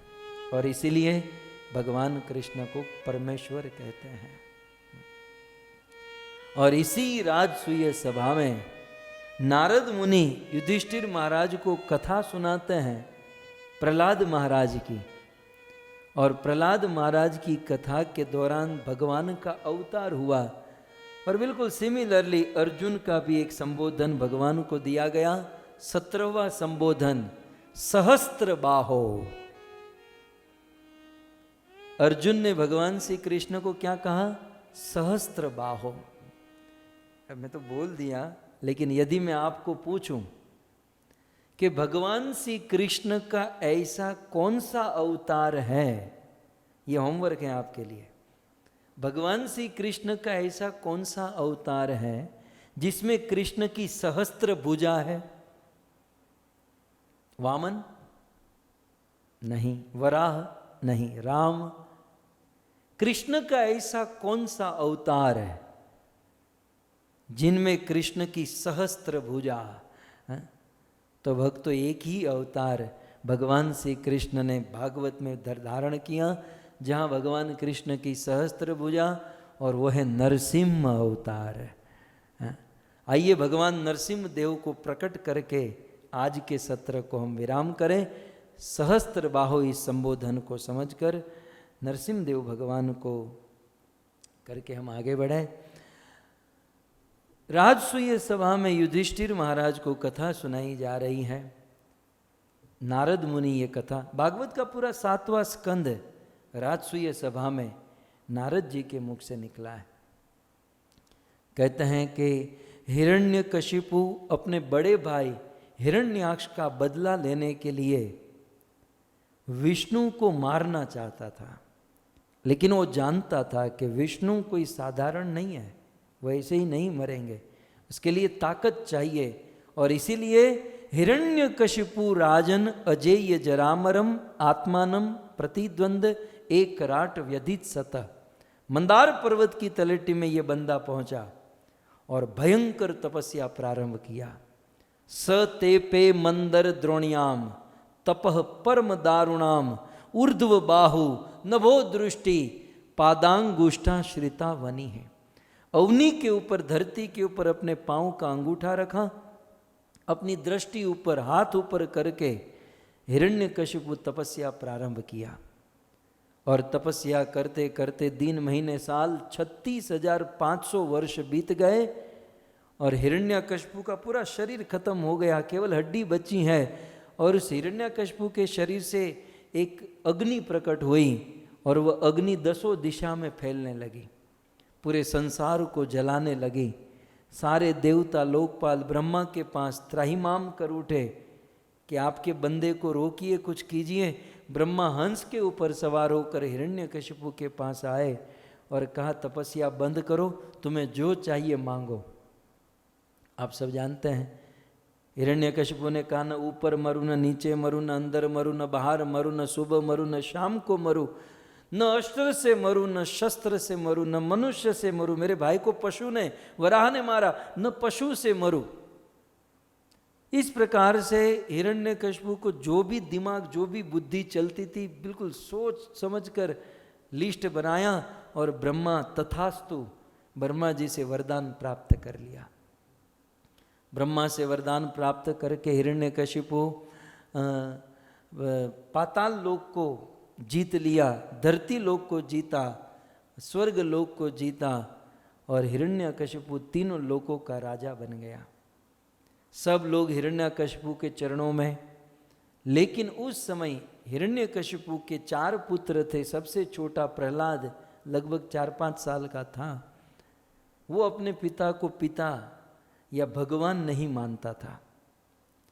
एक दिन हिरण्यकशिपु ने प्रहलाद को गोद में बिठाकर पूछा, बेटा दुनिया के सब लोग मुझे भगवान मानते, तुझे क्या लगता है? मतलब ऐसे पूछा कि ये सब तो अपने को जानते हैं, भगवान मानते हैं। प्रहलाद तुझे क्या लगा, तुझे क्या लगता है? प्रहलाद ने कहा, पिताजी छोड़ो ना, और कुछ बात करते हैं। नहीं बेटा बताओ, तुम्हें क्या लगता है? तब प्रहलाद महाराज कहते हैं, पिताजी श्रवणम कीर्तनम विष्णु स्मरणम पाद सेवनम अर्चनम वंदनम दास्यम साख्यम आत्मनिवेदनम। मुझे तो सबसे अच्छी बात यही लगती है कि श्रवण कीर्तन स्मरण, ये नवदा भक्ति के द्वारा भगवान विष्णु की भक्ति करे, भगवान विष्णु को प्रसन्न करे। विष्णु का नाम सुनते हिरण्याकशिपु कांप गया, लाल पीला हो गया। हिरण्याकशिपु ने प्रहलाद को सुधारने का प्रयास किया, लेकिन प्रहलाद विष्णु की भक्ति छोड़ने के लिए तैयार नहीं। अंत में हिरण्यकशिपु ने कहा कि इस प्रहलाद को मार दो। प्रहलाद को मारने के लिए दिग्गजे दंद सूकेश्च अभिचारावपातने माया भी सन्निरोधेश्च गरदानेर भोजने। पर्वत से फेंका गया, जहर खिलाया गया, समुद्र में डुबाया गया, होलिका की गोद में जलाया गया, हाथी के नीचे कुचला गया। प्रहलाद को मारने के असंख्य प्रयास किए गए, लेकिन हिरण्यकशिपु असफल रहा। और फिर अंत में हिरण्यकशिपु प्रहलाद को हाथ में पकड़ता है और कहता है, प्रहलाद तुझे मारने का हम इतना प्रयास कर रहे हैं, लेकिन तू मर क्यों नहीं रहा है? तू कोई जादू टोना जानता है, तंत्र मंत्र जानता है? तब प्रहलाद कहते हैं, मंत्र जंत्र मेरे हरि नाम, मंत्र जंत्र मेरे हरि नाम, घट घट में जाको विश्राम। प्रहलाद महाराज कहते हैं, पिताजी मैं कोई जादू टोना नहीं जानता, और आपको लगता है कि मैं जादू टोना, तो हाँ, मेरा जादू टोना जो है वो महामंत्र है, वो हरि का नाम है। हरि का नाम मेरी रक्षा कर रहा है, हरि मेरी रक्षा कर रहा है। जब भगवान विष्णु का नाम आया ना, हिरण्याकशिपु ने आज ठान लिया कि आज इसका विष्णु नहीं या मैं नहीं, ये रोज रोज मर मर कर जीना आज फैसला हो जाए। प्रहलाद मुझे ये बता, तेरा विष्णु कहां है? बार बार हिरण्यकशिपु पूछने लगा, प्रहलाद बता तेरा विष्णु कहां है, कहां है तेरा विष्णु? तो प्रहलाद महाराज कहने लगे,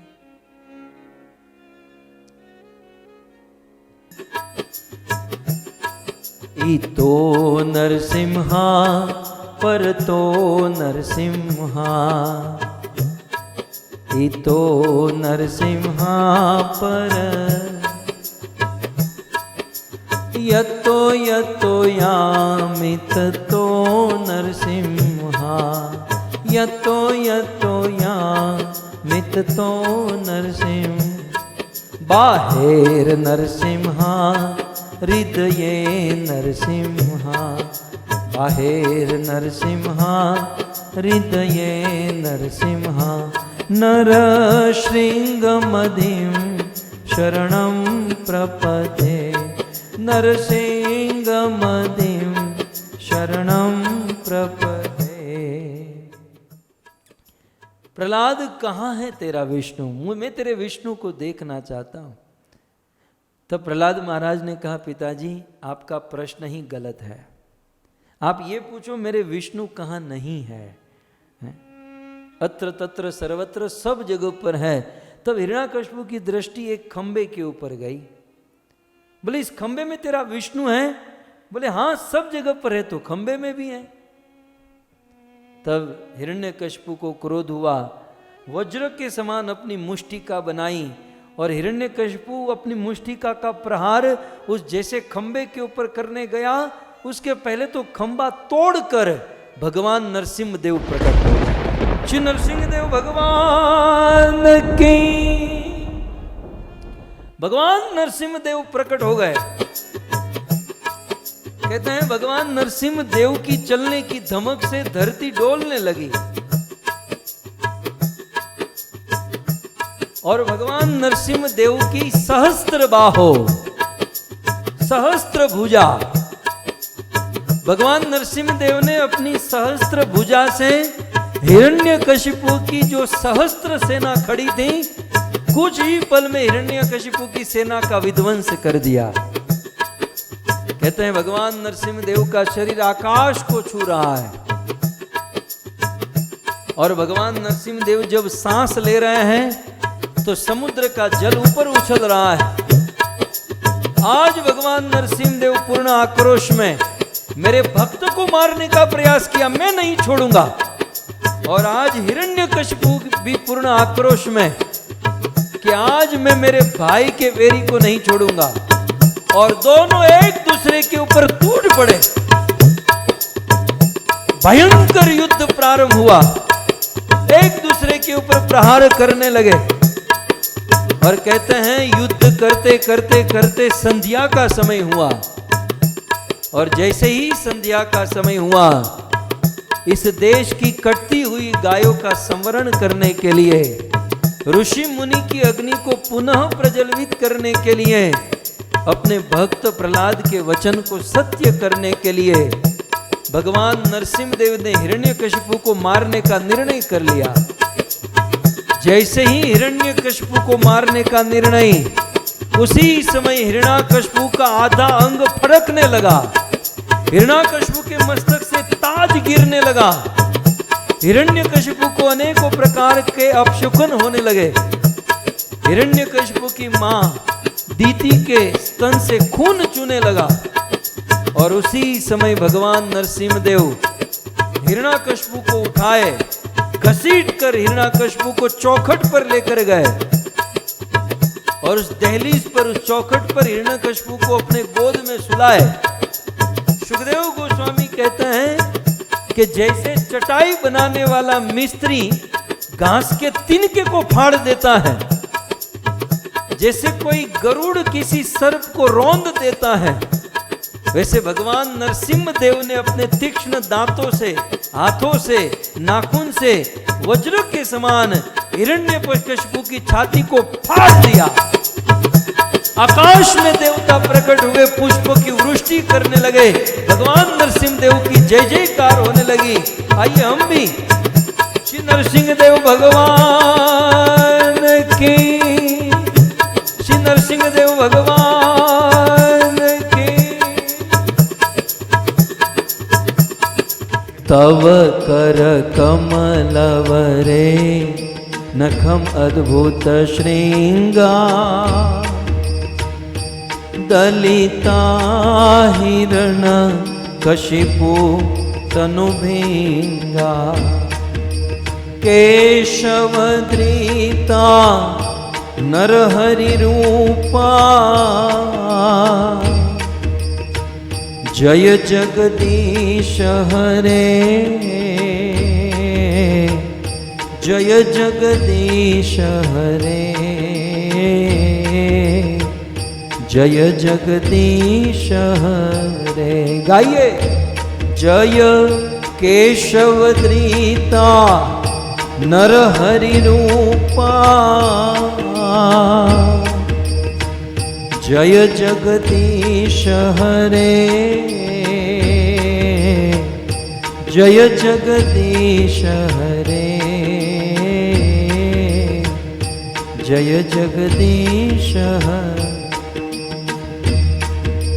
नरसिंह देव जय नरसिंह देव, नरसिंह देव जय नरसिंह देव, नरसिंह देव जय नरसिंह देव, नरसिंह देव जय। प्रहलाद महाराज जय प्रहलाद महाराज, प्रहलाद महाराज जय प्रहलाद महाराज, प्रहलाद महाराज जय प्रहलाद महाराज, प्रहलाद महाराज जय प्रहलाद महाराज। सर्व विघ्न हर्ता विघ्न विनाशक नरसिंह देव भगवान की। भक्तराज भक्त शिरोमणि प्रहलाद महाराज की। सो इस प्रकार सहस्त्र बाहो भगवान नरसिंह देव प्रकट हुए। तो यहाँ पर 17 संबोधन समाप्त हुए। कथा का 5वां दिन यहाँ पर विराम हुआ। कल छठे दिन श्रीमद् भागवत के अनेक प्रसंगों को सुनते हुए, संबोधन को सुनते हुए भगवान श्री कृष्ण के जन्म की कथा हम सब श्रवण करेंगे। आप सभी भक्त अपना कीमती समय निकाल कर उपस्थित रहे, सभी भक्तों का धन्यवाद। ग्रंथराज श्रीमद् भागवतम महापुराण की, श्री बाके बिहारी लाल की, जगत गुरु शिल प्रभुपाद की, निताय गौर प्रेमानंद। जय जय श्री राधे, जय जय श्री राधे, जय जय श्री राधे।